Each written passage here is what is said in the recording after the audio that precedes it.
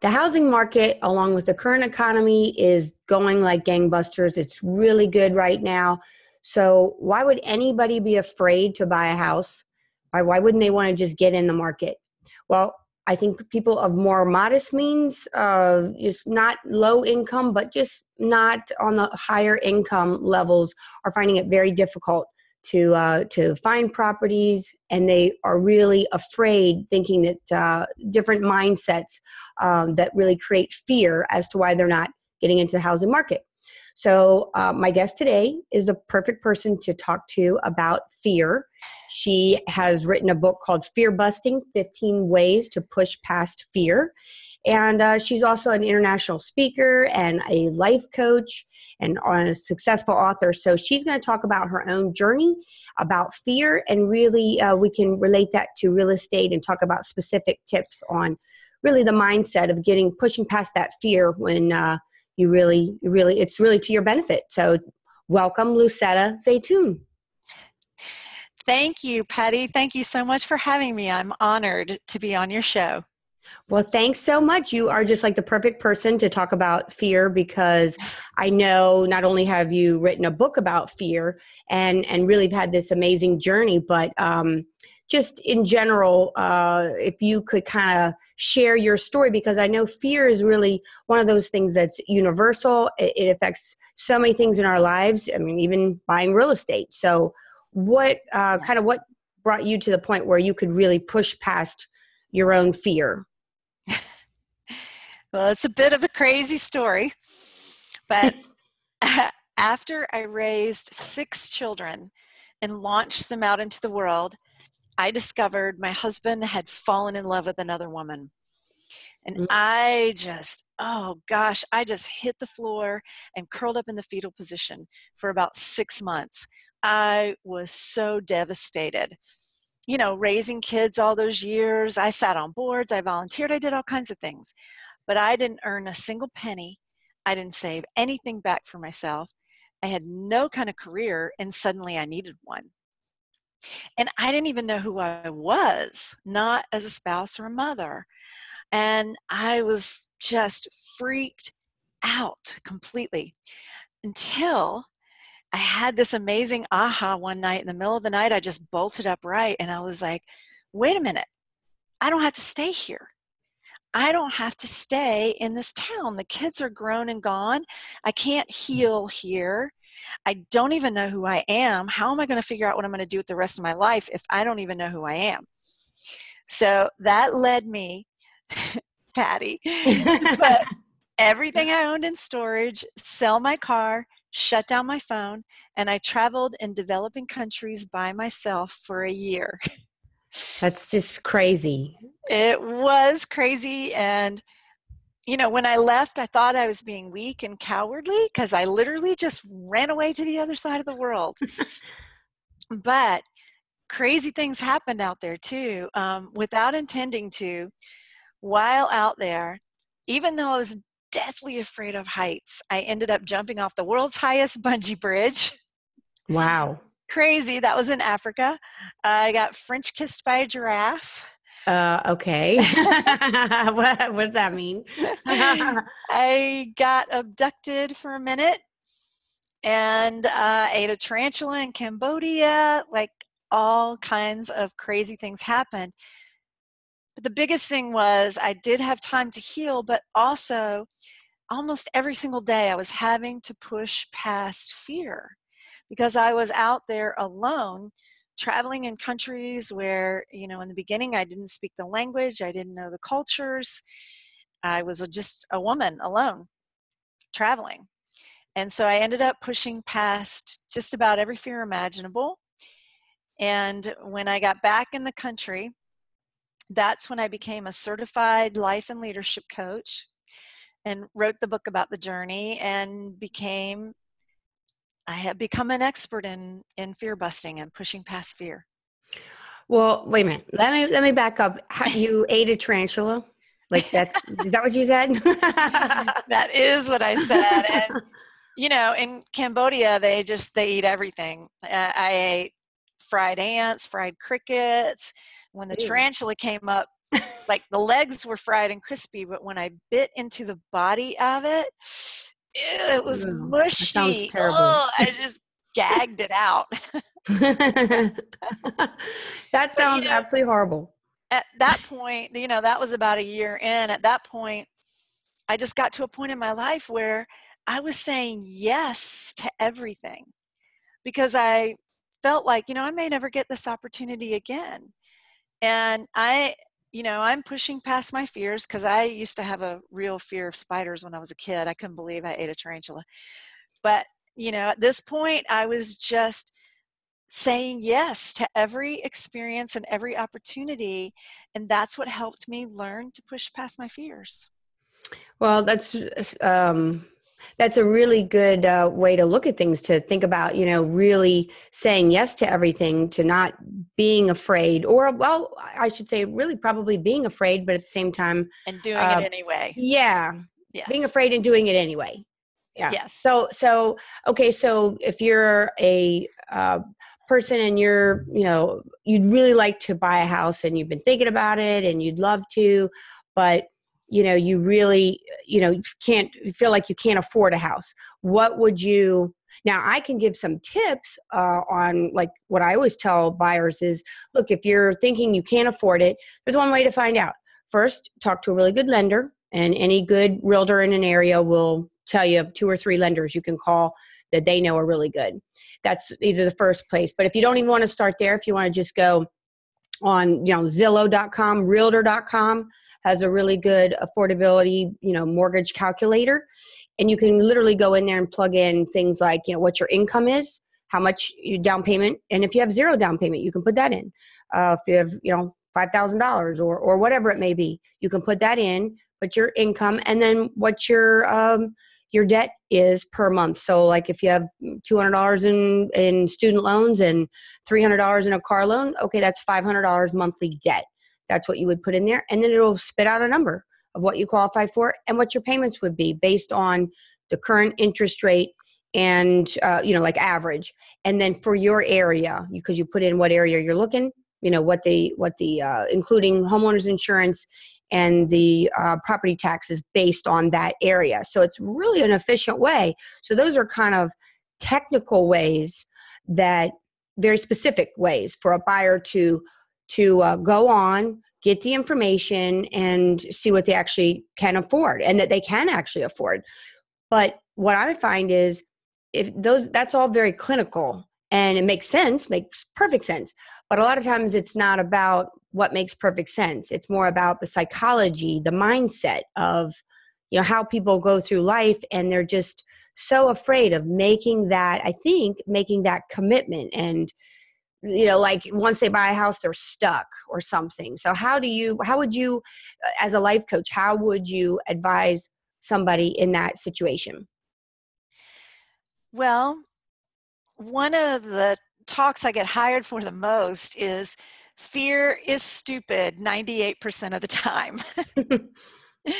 And here's why. Because if you are anxious or fearful or worried, it's in the future. So that means it hasn't even happened yet.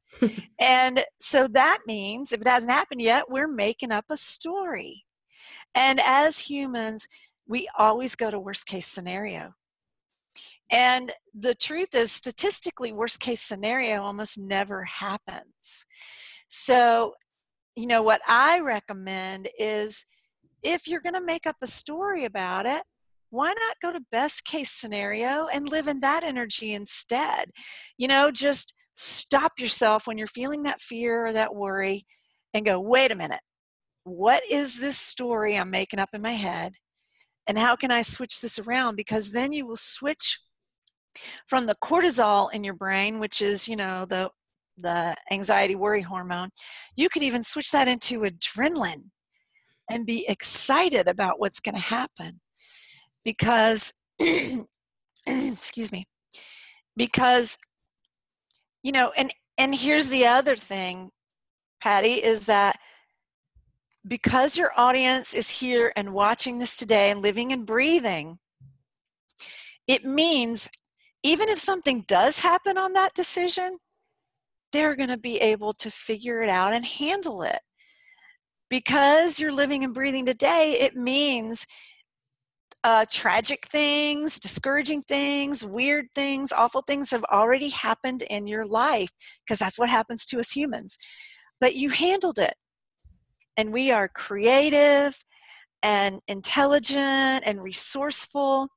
And when things happen, we figure it out and we make it. And that's Well, why we're all here today. so how do you, I mean, do you walk people through, or would you recommend walking people through, okay, what is the worst case scenario? Okay, well, for buying a house, well, I could overpay. I could get stuck there for the next 30 years and never move.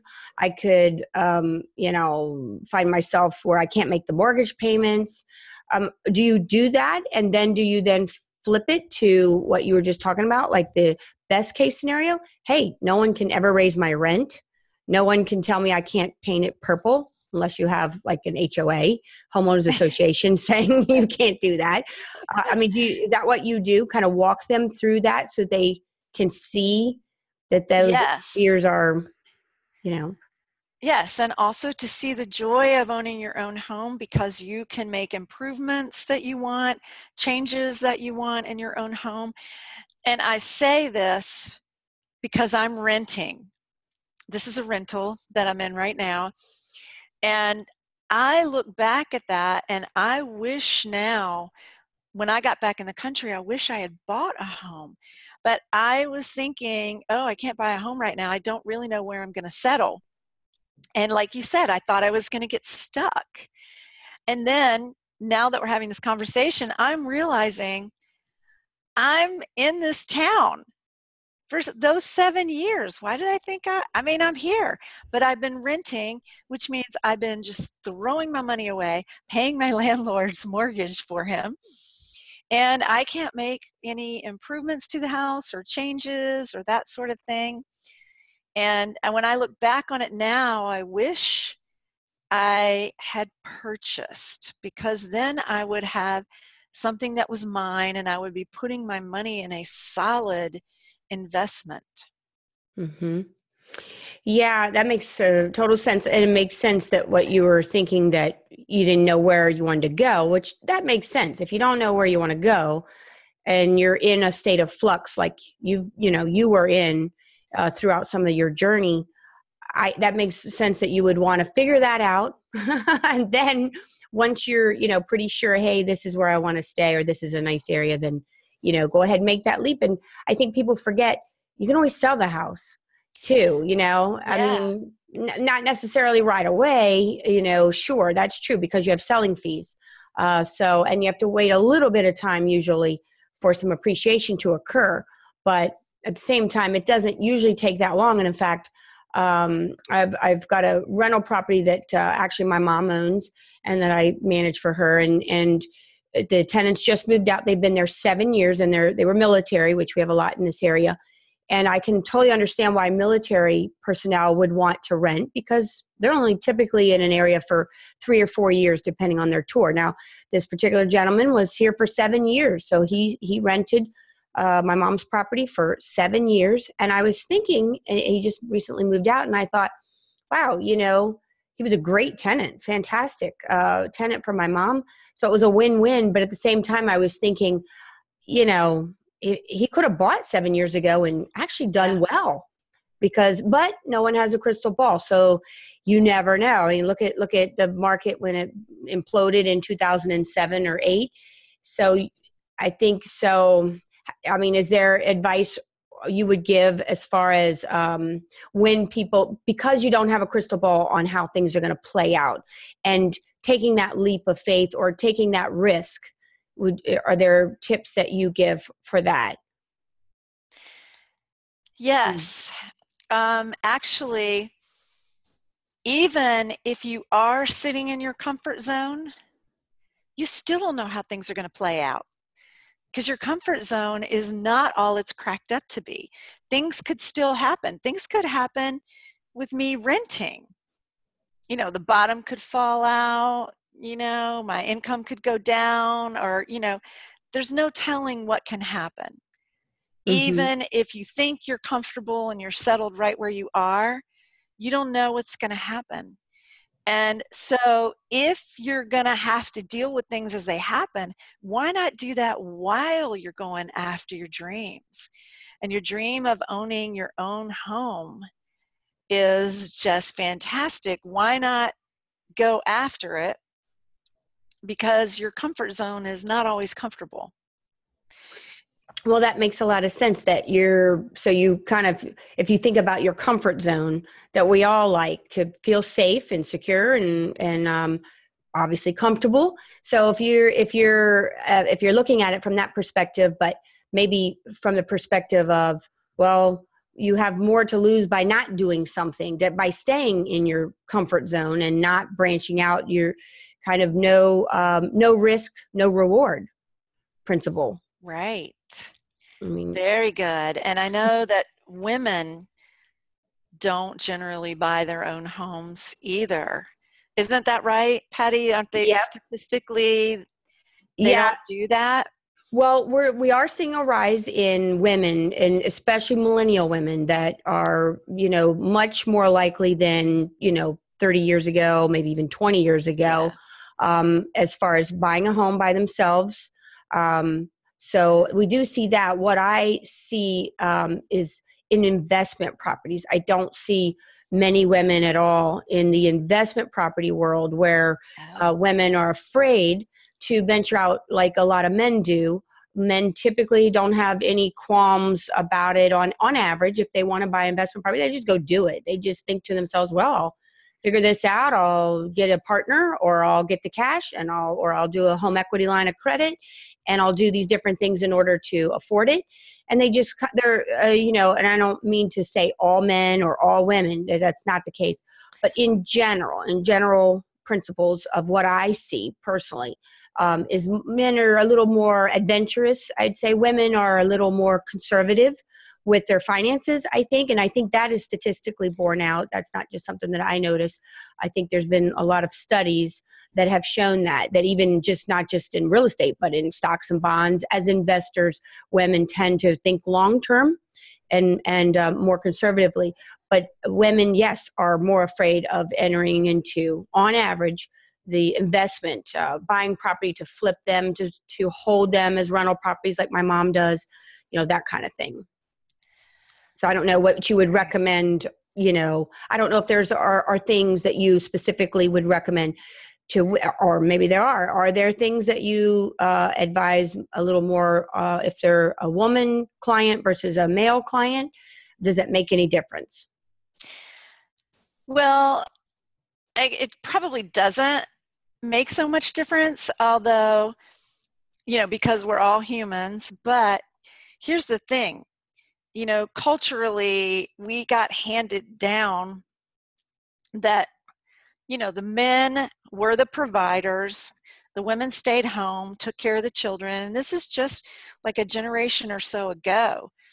But this is how it was. I mean, not even 100 years ago, women couldn't own property. They couldn't vote. We didn't have jobs. I mean, we had to rely on the man to handle all of that. So that's been given down generation to generation. And that's changing now. And that's probably why the millennials just jump right out there and get their homes. And Mm-hmm. it's not an issue for them. But for us, there's stuff that's like kind of like in our DNA, that we have to be the cautious one.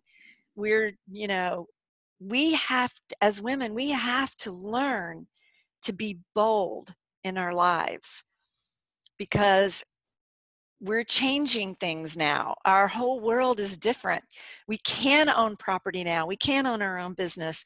We can live alone. We can buy investment properties and actually create an income from it. But we're just beginning to get in that mindset. And what's handed down to the man is, you're the provider, you do all the legal stuff and the this and the that and handle all those details. And so that's kind of how they were trained. That's why they don't have any issue at all with it.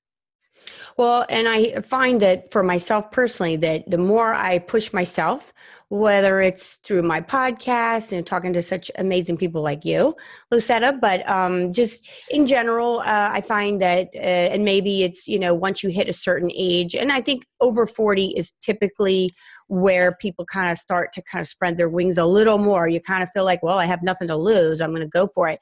But I recently, in fact, push myself out of my comfort zone. And I purchased a property actually last week, and I Wow. yeah, I was. It's an investment property, and it's actually the first house that my husband and I bought. My my husband bought it before we got married. He bought it in 1986. We got married in 87. So, you know, he bought this little house, little tiny, 836, I think, 836 square feet, in North Beach, Maryland.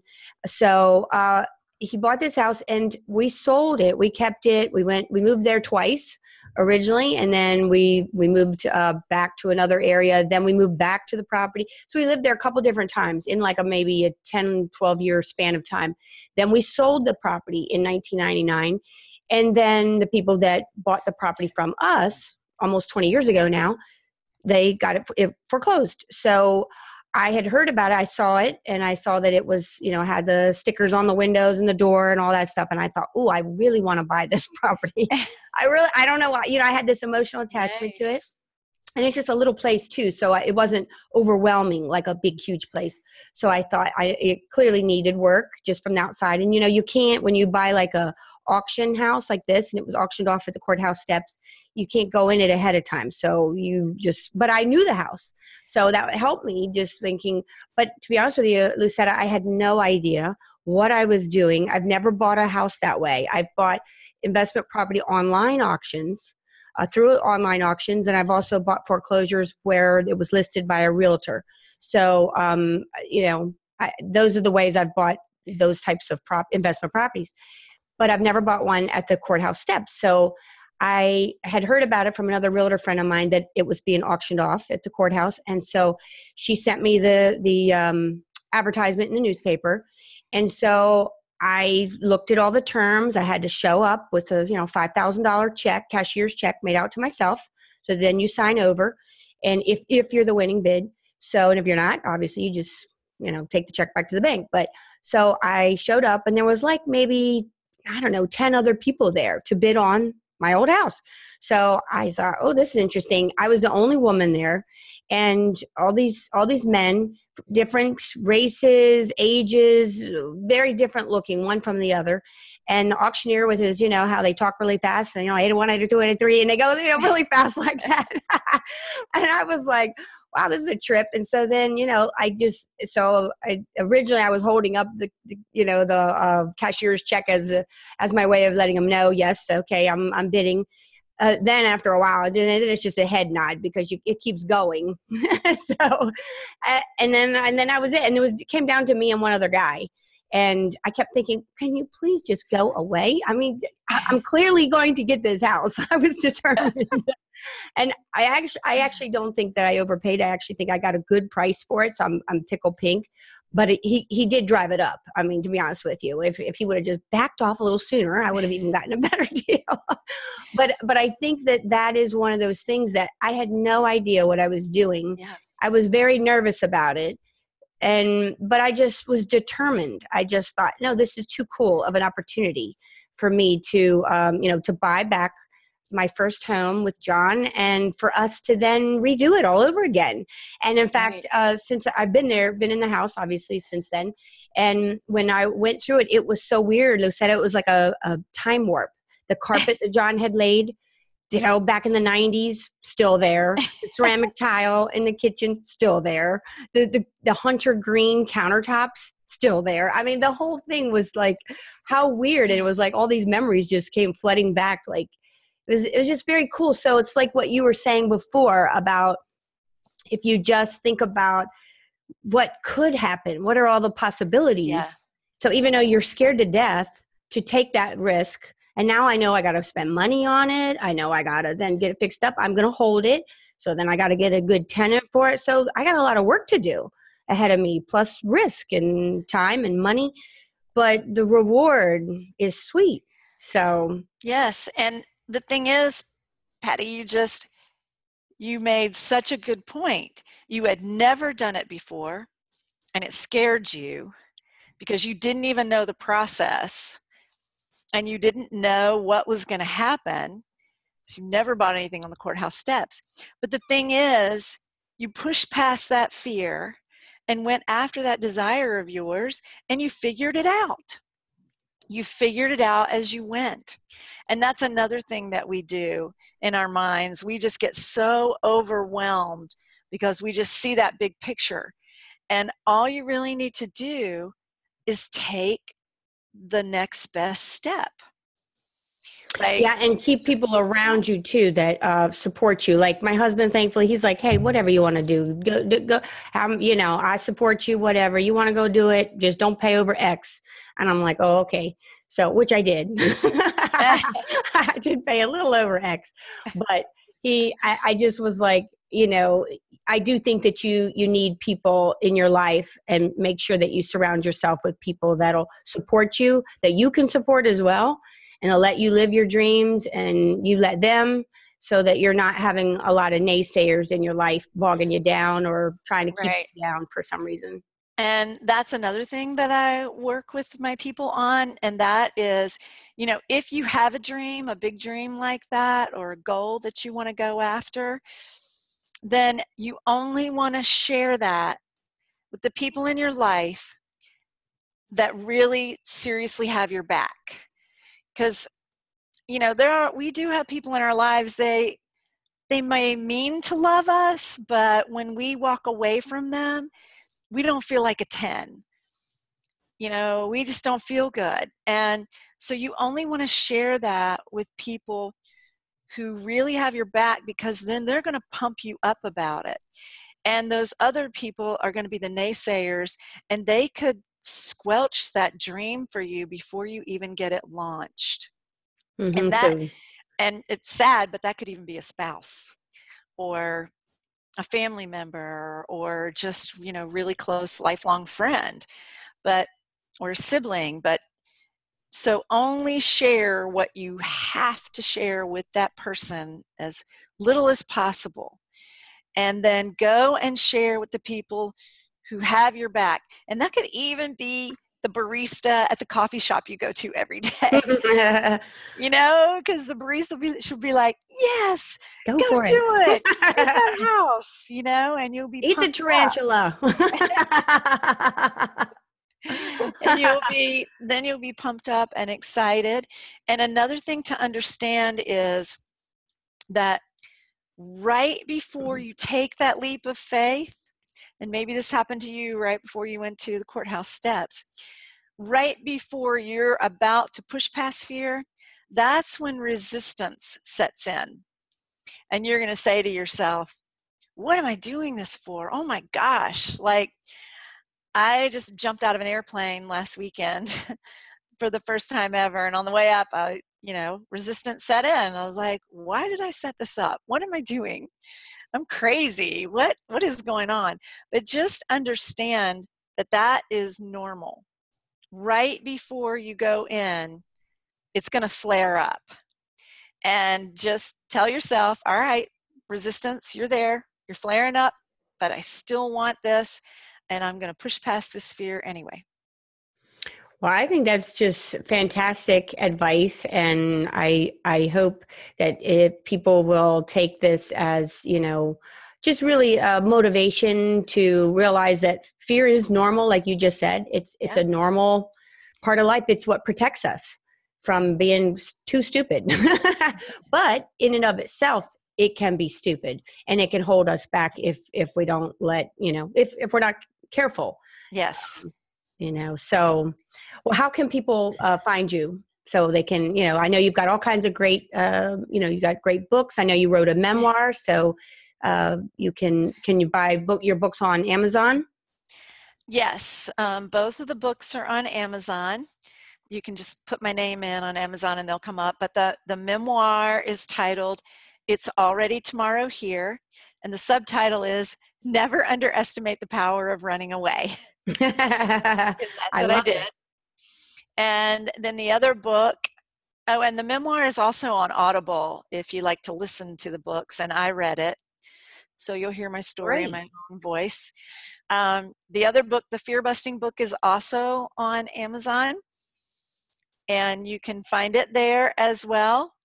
And if you would like to learn more about my coaching or the events that I have going, things like that, you can go to my website. And that And is lucettazaytoun.com. And I'm pretty sure we should spell it, I was Patti. gonna A say, I weird was name. just gonna say, you better spell that. Yes. It's Lucettazaytoun as in zebra, AYTOUN.com. All right. I should have said stay tuned for Zaytoun. Right. That's a good one. Well, thank you so much. You've been terrific. So hopefully you will encourage people, and they will go out and read some of your one of your two books and really be inspired by your journey that they can take away from. So this wraps up this episode of the Pitbull Patty Show, where we are keeping it real in real estate. So thank you so much, Okay. Lucetta. Thank you. And I just want to say one more thing to your Okay. listeners. And that is, you are the only person who wakes up every day and lives your life. So why not live it your way? There's no reason not to. You're going to handle it. You're going to figure it out. Go bold in your life. Go do it. So go bold or Become go a home. Pitbull Patty. Well, thanks so much. Thank you for having me. All I'm right. honored. Until next time. Okay, bye. Bye.